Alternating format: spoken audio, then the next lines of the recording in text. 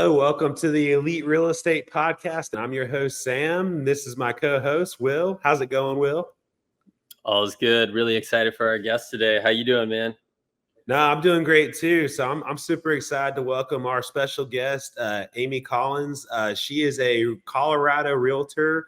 She has been in real estate for the past 5 years. She is a top sales producer for her brokerage.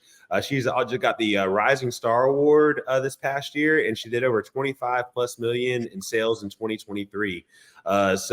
Definitely a star realtor in Colorado, and I can't wait to hear what she has to offer and how she's been so successful in her business.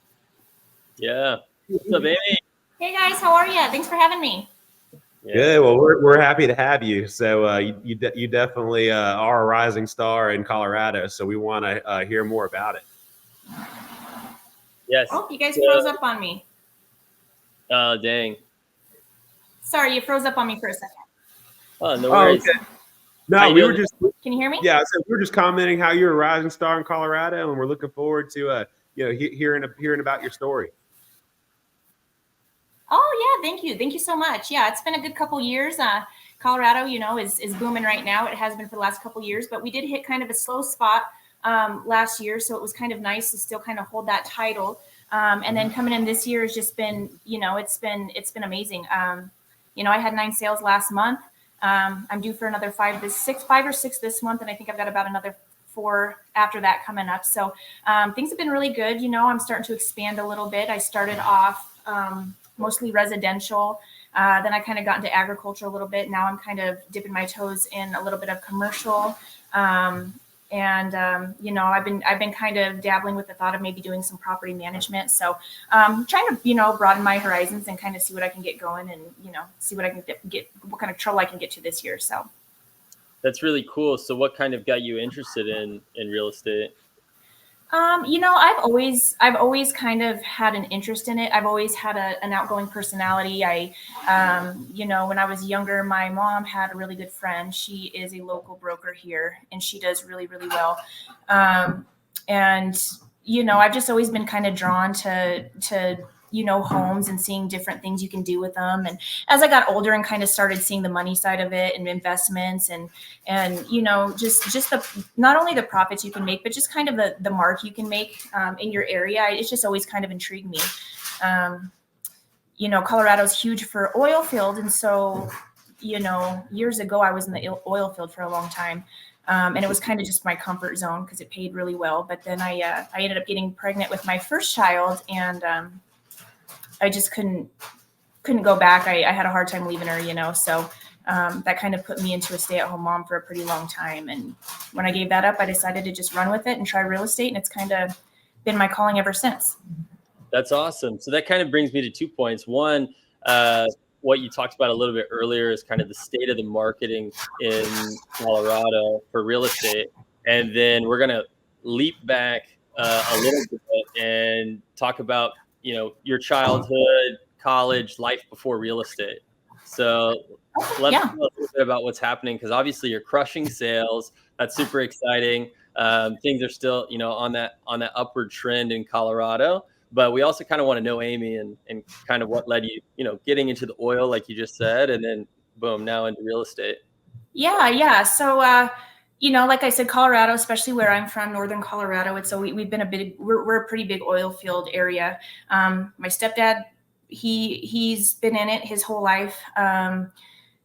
My father was also in it. My brother owns a oil field company, and so it's just something I was raised around. I just from being around it, I had a lot of knowledge in it. So after high school, I didn't go to college. I was kind of a wild kid. I feel like I barely made it through high school. I was pretty wild, kind of always wanted to do my own thing and didn't really like to be tied down to a whole lot. So after high school, I found an opportunity in the oil field. It paid amazing. So I kind of jumped on it. I took it. And I kind of did sales there. I kind of was responsible for kind of getting some recruiters in. I worked for a company called Halliburton. They're a pretty huge company here. Helped out with sales. I kind of got, did negotiating and pricing for oil field clothing and stuff for the guys there. So I did that for quite a while. It was a good job. I loved it. I was pretty content there at the time. But like I said, I ended up, I got married pretty young. I got married at 18. And at the time, my husband went to Iraq. So he was deployed for a little bit. I worked 2 jobs just to kind of keep myself busy. And, once he got back, we bought a house. I bought my first house at 19. And so that's kind of another thing that drove real estate for me, is buying a house so young and seeing the value that brings. It honestly, it kind of saved me down the road, and I'll kind of get into that later. But, I love the oil field. It was something that I enjoyed a lot, but, after I had my daughter, it was just too hard to maintain. It was too hard to do. I didn't want to leave her with the daycare. I just didn't feel comfortable with it. So I kind of took a step back with that. Stayed home with my kids, and I actually did daycare with a bunch of other kids because I didn't want my kids to have no social life. So I actually got caught up in that for about 10 years.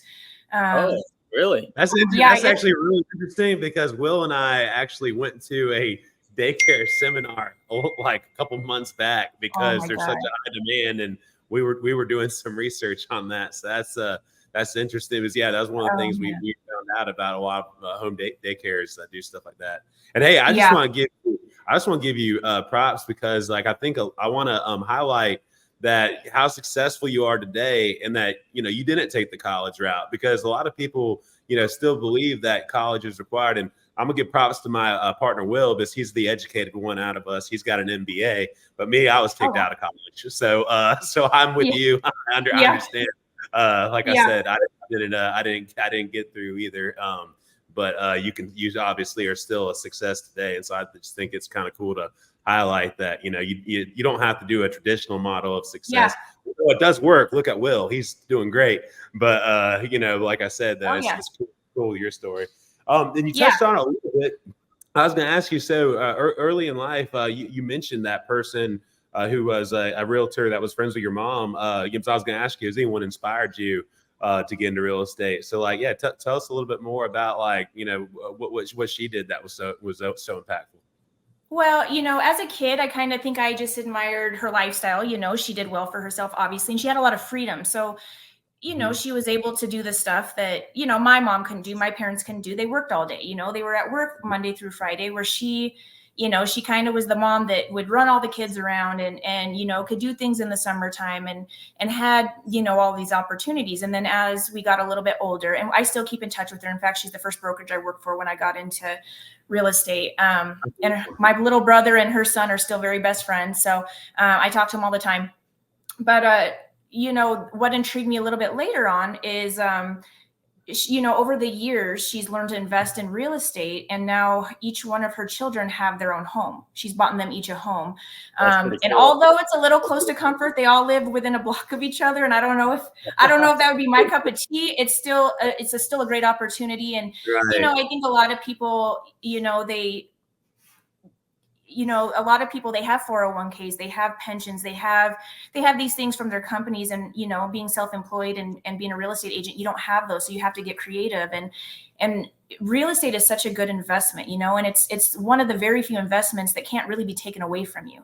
And so it's an amazing opportunity. I mean, she has 5 houses. So at the end of the day, if that's all she leaves this place with, that's plenty. Her kids have a home. It's theirs. It can't be taken away. I mean, yes, they will have to work for it, but by the time that happens, they're going to be pretty set up. And so I kind of made it my goal a very long time ago that I was going to do that for my kids. And that's kind of my goal. That's kind of what I'm working on right now. That's kind of what drives me to continue to work at the level I work at. I've got a 17-year-old daughter. She's convinced that she's going to be a real estate agent too. We'll see if that happens. I don't think she realizes how much work it takes, but I think there's a lot of value in it. And I think it's something that you can take anywhere with you. You can go to any state, you can go to any country. I just helped a client of mine purchase some property in Belize. Yeah. So you have a lot of opportunity. There's a lot you can do. Elaborate on that Belize story a little bit. Yeah.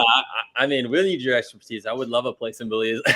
Well, I mean, it's cheap. It's really cheap. And 8% would cover all of Belizean tax and your closing costs. And you don't even have to have a real estate license to purchase over there. So, Whoa, that's crazy. yeah, it's kind of wild. So it's kind of a cool little spot. So yeah, we just purchased over there just about a year ago, and they're doing pretty well with it. So No way. it's yeah, it's kind of cool. They're going to retire there, but until they do, I think they're bringing in like $2,200 a month just to sit on it and let people stay there while they can. And why the hell not? Yeah, That's awesome. Yeah, it's pretty nice. I'm assuming you helped them in Colorado previously. Yep. Yeah. I actually do real estate for their entire family. And it's funny because there's a lot of people there's a lot of brokerages that won't let you do real estate for a manufactured home, with a lot, like with a land lease. So like a trailer park. And I didn't grow up with a ton of money. To me, no matter how long I do this, $2,000 is not chump change to me. It's still worth something. And not only that, but especially in today's times when real estate is so high, a lot of people are trying really hard. And that's one thing I do have a hard time with is I get a lot of young people or a lot of retired people, and they just can't afford to buy here and they don't want to rent. They don't want to throw their money away. So they go to options like a manufactured house. And so a lot of people don't do them. They don't want to mess with them. They're a pain in the ass. They're not a lot of money. But I do. And I do them frequently. I wouldn't say frequently, but I do them enough. It's funny because it's like a small little community. So you see your sign goes up in one window, you get 15 calls. So you tend to have a couple of them. Hey, that's a little secret. I like that. Yeah, but it's funny because people are like, oh, I don't mess with those. They're not a lot of money. Well, I've gotten a lot of clients that, I help out their parent or their child or, whoever, and then they refer me, and then I get a bigger one, and then I get their grant, and so this particular client I actually met through a manufactured sale of one of her daughters, and I've now sold several to her and her husband. I've sold about 6 to her mom, and I've sold a couple to her kids. So we do quite a bit of real estate together. Look at that. Yeah, I know. And it all started with about $68,000 in real estate. So kind of crazy. That's why you never should shun away a little guy. No, you got to get creative. Yeah, exactly. So, yeah, it kind of all works out, but yeah, it's, we've done quite a bit of real estate here. So they're kind of branching out of the country. I think they're getting ready to purchase another one out there in Belize. So no way. You'll have to keep us abreast on that. We'll definitely have to get you back just talking about, doing real estate transactions, out that aren't domestic, and kind of how that journey goes. We'd love to probably even have them on if they were interested for like just a 30-minute segment, because that's so cool. And I'm sure there's a ton of people that are looking to get into real estate for either becoming an expat, which kind of sounds like it's their goal to retire there and things like that. So that's really neat. Kind of going back a little bit, touching on one of your mentors and who has 4 or 5 homes, purchased them for their kids. You said that was something that was kind of also your goal too. So what are your career or investments right now in real estate? Like, what do those look like? What's the short term and the long term? So, I did have a rental property. I had it for, and it's a perfect opportunity for me to share with people, because this particular instance, people are like, well, what if, people have these fears. What if I buy and the market crashes? Well, that happened to me. My first house I bought in, I think 2006, maybe 2006-ish. And, the market crash, 2008 happened. And when we moved there, it was a tiny little 1,200 square foot house. We started having kids and needed more space. Well, we couldn't sell because the market crash. We were $30,000, under. And so we ended up, talking to some different lenders. I found out that, we could, if we had a lease in place, we could sell the house and not count it against our income. And instead count it, as a plus, and then still purchase another house, which we ended up doing. Kept the house for about another 3 to 4 years. And then when we went ahead and sold it, we still made, and we did have to sell it as is. They kind of did, trash it up a little bit. But even as that, we still made $80,000, which, kind of helped us get into the next position. I ended up getting a divorce. And so it kind of helped, separate things and kind of go our separate ways and kind of help out with a lot of stuff. But it was one of the best things at the time that we could have done, and we didn't really even know it yet. And so, when people come to me with fears about buying and what if and what if and what if, I kind of like to remind them that even if that happens, there are ways you can kind of maneuver and still make it work to your advantage and still kind of make money. So, that being said, I mean, we are looking at we have a little spot that my mom's best friend, she's like a second mom to me. She owns a house out in Florida. My kids love it. We go out there all the time. We usually try to make it out there a couple times a year. It's called Parrish, Florida. And, so I'm kind of in on that with my investment right now. I mean, she still lives there. It's something she's still in right now, but eventually that'll be something that, we'll go to meet, us and the kids. I have a flip that I'm doing right now, which I'm not invested in yet. This is kind of my pre-run trial that I'm working with, but I've been in talks with the investor and I'm hoping to get in on that financially on the next one. But I don't like to, I'm not somebody who likes to jump in without knowing what I'm doing. So this will kind of be a good test of how I can fit in and kind of do what I want to do and be smart about it. And then other than that, I've just got my little stocks. I've got stuff going on with that. I've got some shares into my company, stuff like that. But I did learn the hard way. I will say I learned the hard way, when I'm self-employed, how that goes, paying taxes, you kind of like to write off a lot of stuff. So I learned that the hard way because you can't really have both. You either invest in real estate and show what you actually make, or you pay a shit ton of money in taxes. So yeah. I chose to not pay the taxes, and now I'm having to kind of work backwards so I can get back to a point where I can start investing on a little bit higher level. But that part's understandable. One thing I kind of wanted to highlight in what you said with working that loan to extend, and that you guys were eventually able to sell and make $80,000. You would have, if you were forced to sell at the time, when you were upside down to 30, the short-term problem. But after some more years passed, it was back positive again. And that's just kind of a good thing for our listeners to kind of take note of, that, you don't wait to buy real estate, you buy real estate and wait, because as long as there's a long enough, gap in between when you bought it from when you sell it, it does generally always go up over a 10-year time gap. So, so definitely a point there to notice that, and definitely smart thinking on not letting it go for the loss, and able to hold it for the long term. Yeah. And I think it was an interesting point that you made, as well as like DTI, debt to income. A lot of people don't realize that if you do get, a 12-month contract on the home, there's a percentage, and that's actually another guest that we're going to be having on in a couple episodes. We're going to have a mortgage loan originator kind of explaining different types of products and things like that.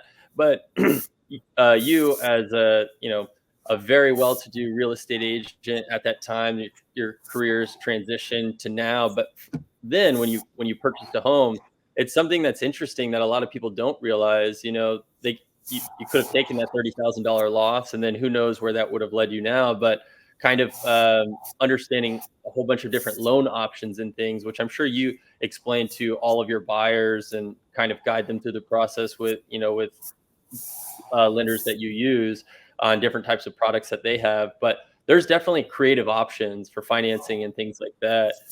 So it's cool to hear that happened on your, one of your first investments, and you were still able to get out of it on a positive just by thinking outside the box. And especially during the crash, 08, things like that, everyone's having to get a little bit more creative, but being able to actually do it instead of just writing off the loss is massive. So.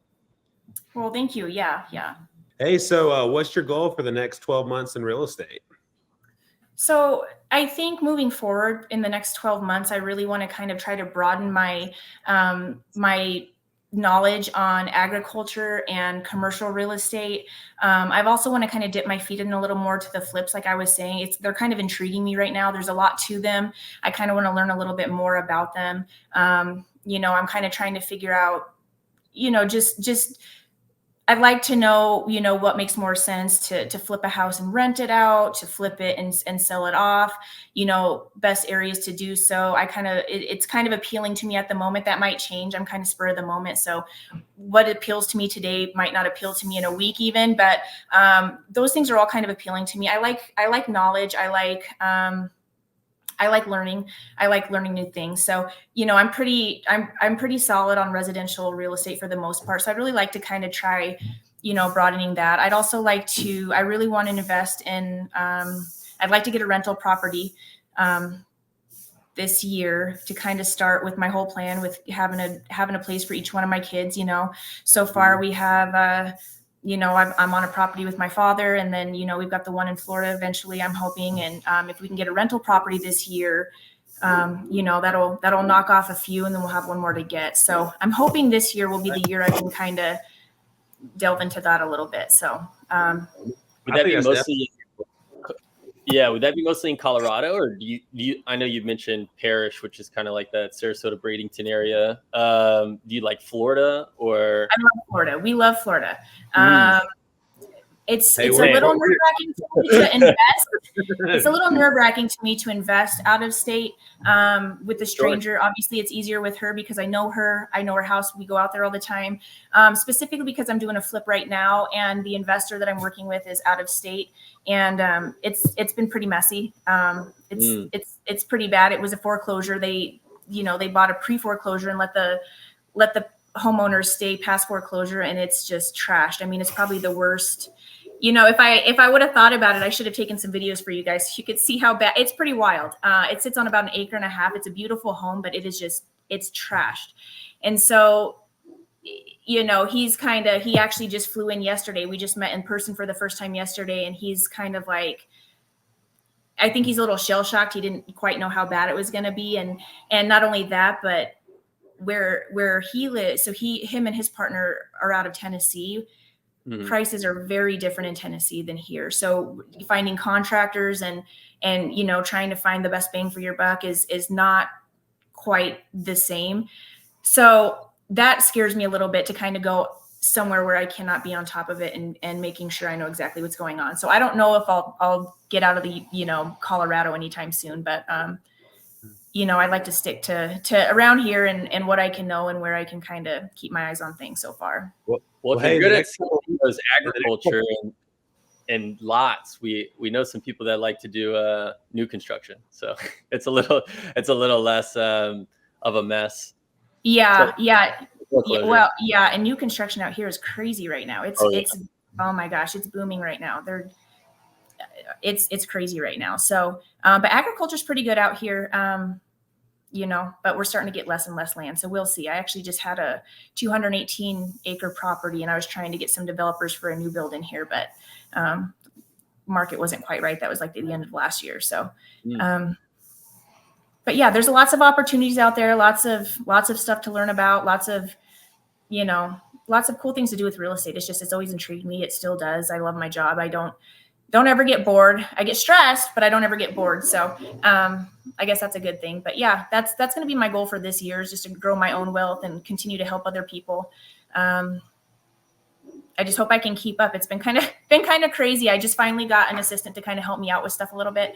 Awesome. Not really an assistant, but she's my transaction coordinator. So she's kind of saving my ass these days. But yeah, it's been going good, and I'm hoping to help get my daughter into it. I mean, I'd love if she can do it, but it is a stressful job. So I kind of worry about that aspect of it too. She's kind of young. So yeah, we'll see. Everyone's got to put a little time in to be successful. So I mean, the younger she starts, the sooner she'll be successful in the career. But I think I don't know any realtor that got started that had a great year one.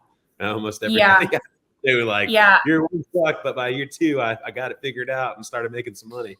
Yeah. Year one was really rough, and that's the other thing. I don't know about there, but at least here, when the market was crazy, we had so many realtors coming in, and they just thought it was the best job in the world, and it was going to be easy, and they were just going to get, drink cocktails all day and meet people, and that was their life. And now I get a lot of people who are like, well, how are you selling so many houses? How are you getting your clients? How are you, because the market is still kind of rough where I'm at right now. There's a lot of people who are still struggling, and, I'm doing pretty well, but I'm like, what people don't realize is, I also work until 9 o'clock at night. Right. I work really early in the morning. I throw events. I deliver things to people's door.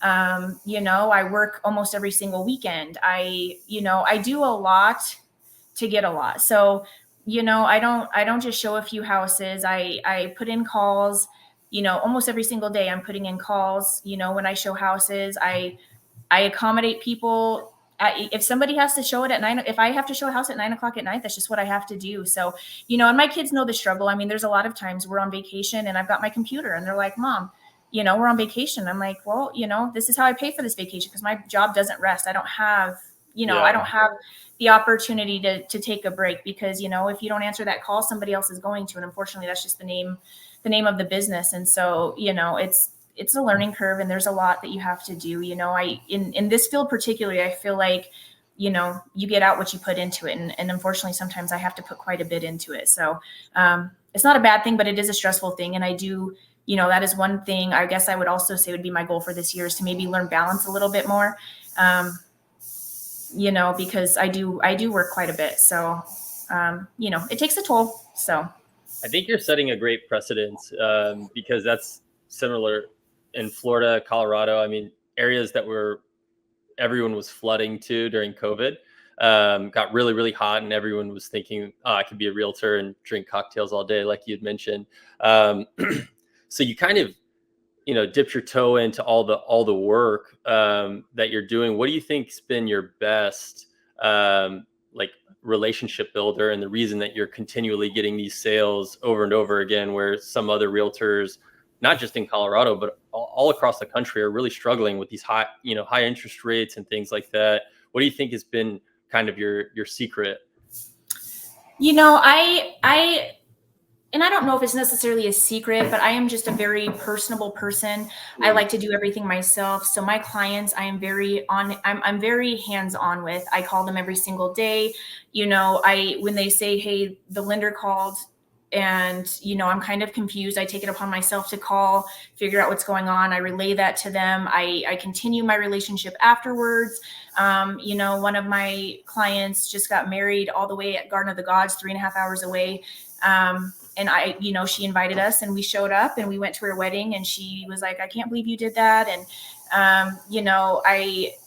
another client of mine, she moved down here with her boyfriend and doesn't know anybody. So I try to get together and have coffee or lunch with her at least once a month. And I kind of built a friendship there. I host a couple events. I'm not the best at hosting events. I try to, but I get pretty busy. But, I text my clients on a regular basis. Hey, how are you doing? Just drove by your house. How's it going? I try to keep my relationships pretty personable. So 9 times out of 10, if my clients think of anybody, I'm on the top of their list. I don't have too many clients that, I can honestly say, hey, I haven't talked to you in 2 years. I'm pretty good about communicating and I don't use a program. Some people have programs that they do that with. I'm just a friendly person. I talk a lot. If I think of you, if you pop in my head, sometimes it's just a text. Hey, thought of you. Hope you're doing okay. Around holidays, I do send stuff, but yeah, I try to keep in touch with everybody and I try to make it personable. I don't want people to ever feel like I sold them a house and I'm like, all right, I'm done with you. So again, that does add to how busy I get and how time consuming I get, because the more houses I sell, the more clients that I have to remember to do these things with. But, I think if you stop looking at people as a paycheck and you start looking at people as, I shouldn't say friend, you can't be like close friends with everybody, but, just making sure that your job didn't end at the sale and that you're still making sure they're happy and they don't need anything else. And, if they do want to move, they have the information that they need. I think that's kind of where, I do get one leg up on some people. I really kind of put in the time to make sure I help people. So sorry. No, that communication level is critical. And I think that's something that a lot of people are lacking, even in these times where we have all these social media and different social channels where we feel like we're, connected. It's kind of glassed over. It's not necessarily like a true connection. And it sounds like, with every sale comes a true connection and a friendship that you kind of kindle. So I know that really can't be taught in a classroom or really mimicked. You kind of have to have it, and then you have to couple that with the work ethic. So doing things like this obviously shows that you're going to take that title, for 2024. You're going to be a top producer and keep becoming a top producer, and hopefully you'll have your own brokerage. But if that's something you want, I guess that kind of leads into like, what is the lifetime goal, and what does the end game look like, or what is that picture that you're kind of wanting with real estate, and how does real estate kind of get you there? I don't know if I'd want my own brokerage. That's a lot of commitment. That's all, I'm kind of a space cadet, I kind of just do my thing all day. And I don't know if I want to really be in charge of anybody else. I mean, I've thought about it, I think that is the end goal for a lot of people. I don't know if it's mine yet. I've tossed it around, this year we were talking about putting together a team. I kind of backed out of that because I'm kind of too busy to, deal with that. I do think that this real estate for me is going to be a long-term thing. I do plan on retiring from it someday. I don't see myself doing anything else. But I don't know. I don't know what the future is going to hold. I don't know I don't know what opportunities are going to come up, down the road. I mean, I'm kind of a dreamer, so I have all these thoughts and ideas and all these possibilities that I can do. And so, hopefully, I can maybe make it a family business one day and kind of go that route. I don't know. I don't know yet. I'm kind of going with it right now. Yeah, no, I feel kind of the same way. Like every single day as I get closer to one goal, I feel like it kind of opens a door to another one. So it's kind of hard to put it all, you have these big dreams and lofty goals, but as you're putting ones that you can, contain and that are attainable, it opens things up to things you've never even thought of before. So I know that was kind of a tough question, but Sam, you got anything? It's a good one. Oh yeah. Well, no, I was one thing I was wanted to ask, for our listeners, just so they got some action is do you have any books that were a big impact in your life that helped you with your real estate career? Any one in particular that you might recommend for our listeners? Not really. I've never read a lot of books on business. I just haven't. I've taken several classes that have been very beneficial. Buffini specifically, I took a Buffini class, and it was very. I feel like it did change my career on a certain level. What was that? What was that about? No, I've never. I've actually not. I'm not familiar. It's a class you can take. Some brokerages offer it. And it's about the routines that you need to do, not only in real estate, but in your daily life. As simple as getting up and making your bed first thing in the morning, how you set the tone for your entire day, how your attitude affects your business. It goes in to kind of give you a day by day step of things that you need to do to be successful in your business. So, writing a certain amount of, letters every single day, making a certain amount of calls, taking time out for yourself for a certain amount of things. It's just a very good, it's a good program to kind of get you into, I guess, a step-by-step, routine that kind of keeps you consistent with your business and helps you to get things under control, so you're not overwhelmed and you're not forgetting the little things. And so I would suggest if somebody were to get into real estate, and there's several of them like that. I personally took his class, but I would suggest that to anybody who can take, a class of his or something similar. They do have a lot of benefits. They do have book recommendations. They have podcasts you can watch, just to kind of hold you accountable and keep you motivated. I like that. I just looked it up, so I'm gonna definitely have to check that out, especially with that recommendation. So it's great. Yeah, we can add a link down there too. Again, we don't take any. We have one awesome sponsor, which brings us to them, Clean Eats. Yes, I love Clean Eats. Yeah, just been crushing it. So we don't have any affiliation with Buffini. I actually just looked it up as you were chatting there and sent it over to Sam. Yeah, So off that recommendation, we can probably add that into the show notes. But I'm definitely going to check it definitely. out. Looks like Sound like it got a lot of benefits, and that if anyone needed to get what a success track looks like, it sounds like they can be set up right with Buffini. Yeah. Yeah, it really is beneficial. Did you do it in person, or it was all? Yeah, no, we just did it in my office. My broker offered it, and we just did it in our office. So it's a lot of online, and it's very much you don't skip it. It's you do step by step. Even if you want to skip a step, you don't. You kind of trust the process that they kind of give you, and it helps kind of build your. It's you basically trust the process. And if you do everything that it kind of tells you to do and kind of follow the steps it tells you to step, then it will eventually pan out. They say, for example, here, mail outs, people will send out a few and then they kind of give up because they don't, get any callbacks. But, media shows that it takes 7 mail outs for your face to even stick in somebody's head. Mm-hmm. So it just kind of holds you accountable to, okay, that today do this, today do this, today do this. And then you kind of move on. And just like little tips, little tidbits that you can put on things. Like for example, every time you write a letter, you end it with, as always, your referral is always appreciated. And they say that the more you put that, then it'll stick in somebody's head. Hey, send them a referral. Just little things like that it's nice to kind of have reminders, on a daily basis to kind of help you push yourself towards those. Yeah. And then next thing you know, you might be selling $25 million worth of real estate. Yeah. Yep. Exactly. No, that's great. I'm actually going to check them out as well. I mean, obviously your success is really high, and it sounds like something that kind of, catapulted you into that. So do you mind what year? You said you've been doing real estate for 5 years. Do you remember what years you did those courses? I actually just took that course. I just took that course in October of this year.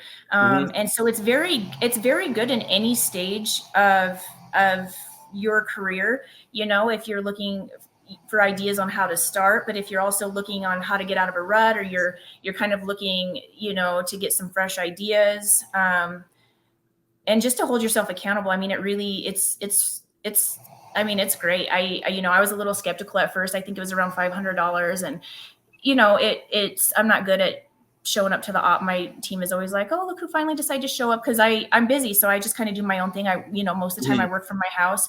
But it's, once a week we went and we did a class. It's a weekly class, and you kind of do the homework, and it did make I feel like it did make a pretty impactful difference in my career so far. And I plan on taking another one, and probably fall again if he offers it. There's a couple different ones. It's I plan on taking another one, and again, it's not even just for the knowledge, but just the accountability alone. Sometimes you tend to kind of just get caught up in day-to-day things, and you forget to, whether you're trying to find new people, so you forget about your old people, or you're busy focused on your clients that you currently have, and you're not taking time to work on your pipeline for future work.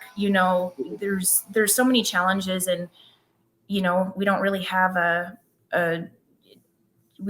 anybody to kind of tell us what to do and where to go. And so if you can take a class that kind of gives you some pointers, and he's a huge success. He came over here from another country, and he built his business all on his own, and he's a huge multi-million-dollar company now. And so he has some pretty good points to take away from. So that's awesome. It's a great program. I'm definitely going to check it out. I guess in closing, outside of taking that course, what's some advice you'd give to someone starting today if they wanted to do what you do? My advice would be, first of all, patience. You have to have patience. First of all, Colorado, we are according to what I've read and heard, don't quote me on this, but we are supposedly the second hardest state to get licensed in. The test is pretty brutal. It's hard. the majority of people don't pass the first time. You know, you got to take it a couple times. So, you know, just being patient, you know, it takes patience, but also, you know, I would say if you're going to be successful, you really need to have real expectations. You know, you can't go in and have this glorified vision of what a realtor is with your high heels on and your martini. It's not like that. You know, it's, you know, be prepared to work late at night, be prepared to work first thing in the morning, be prepared to, you know, when you're your own boss, you're not really your own boss. You're always going to answer to somebody. You know, at the end of the day, you're always going to answer to somebody. And, you know, it's not always pretty. You know, sometimes people treat you like crap, and you got to wear a smile on your face. And, you know, so if anything, I would say if you're going to stick in it, you need to be realistic, and you need to be doing it for the right reasons, and, you know, kind of work through those issues and kind of stick with it. Cause we have only about 30% of real estate agents actually stay in the field.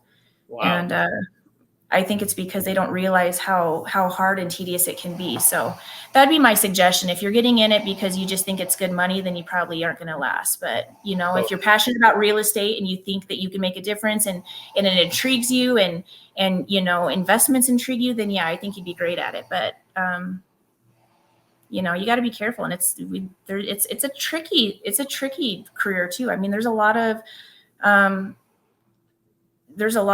mean, liabilities. The liabilities are huge. You know, you really need to take it seriously. It's not something you can really play around with. I mean, we get a lot of that too. So yeah, I think that's great.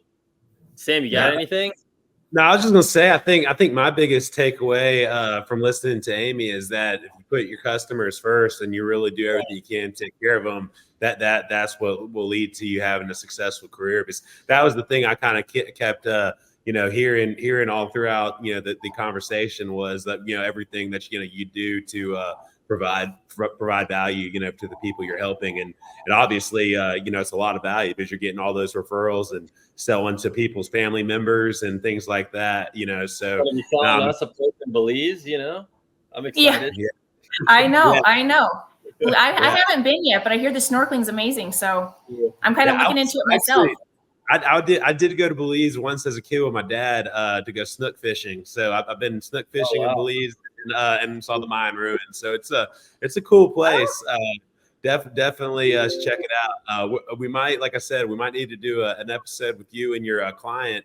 Yeah, absolutely. When your client's down there, of course, that way we can have Belize in the background of their video. That'd be amazing. Yeah, so that way we can kind of be there too. Not really, but kind of. Yeah. Yeah. I'll make her take me with her. Yeah. Well, hey, no, we appreciate you coming on today. Thanks for having me. Yeah, we learned a lot. And you know, how if our listeners want to get in touch with you and use you as their realtor in Colorado or any country, since you do out of the country as well, how could people best get a hold of you? Perfect. Well, you can find me under Amy Collins Realty 1 Group 4 Points on Facebook. You can reach me at my email, which is Collins, like my last name, 722@hotmail.com, or you can call or text me anytime at 970-545-1205. Perfect. Awesome. Well, great, guys. Thank you so much for having me out. I really appreciate it. Oh my gosh. Thank you so much. We definitely enjoy this. And hey, whenever you come down to Florida, definitely try to swing through Pensacola and say, hey, we'll show you some of our new construction. Oh my gosh, I love Pensacola. Yeah. That's my favorite, Destin. I took him to Destin. Our first trip out there was Destin. So that's where I bought my first condo. Oh, so, really? I still have one over there. And in fact, that you know, that I've talked to your husband about coming down for vacation to help shoot some shots down at my store, and then y'all stay there in my Destin place for the weekend. Oh my gosh! Oh, that's our that's our favorite place. They still talk about that place all the time.